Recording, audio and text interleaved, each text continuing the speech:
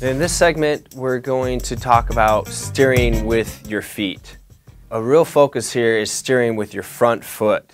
I talked about twist. So steering with your front foot, independent foot steering, that's a lot of the twist board performance that we talked about.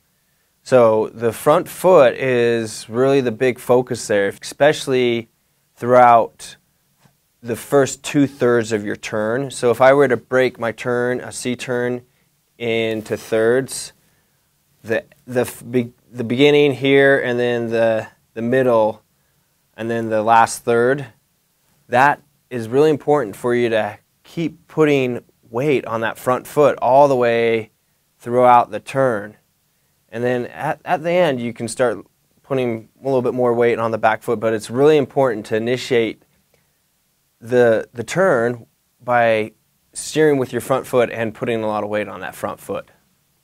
So the board is connected to your foot via the binding, the strap there. So it's best to start making movements to steer the board from the bottom up.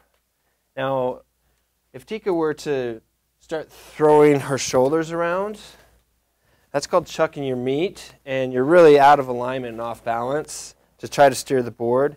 So it'd be a lot safer and more efficient if you start from the bottom. So the first body movement is bending your ankle, and then your knee, and then your hip, and then if you do, use upper body. So from the bottom up. So to make a toe side movement, you would do just what Tika's doing right here. So bend your knees and push, and come into it. And then to do a heel side movement, let's see you squat down and start kind of opening that way. So do you see that? Lower body movements. If you start from the bottom up, you're going to get a lot more efficiency out of your riding.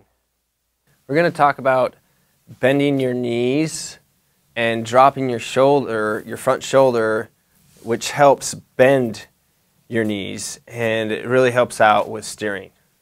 So as we're riding out here, a lot of people want to lean back because it's human nature. Once you start getting speed, if I lean back the opposite way that I'm going, that makes me feel better. But actually, it's one of the worst things you can be doing, because you need to be steering with your front foot, and if all your weight's in the back, it's really hard to steer.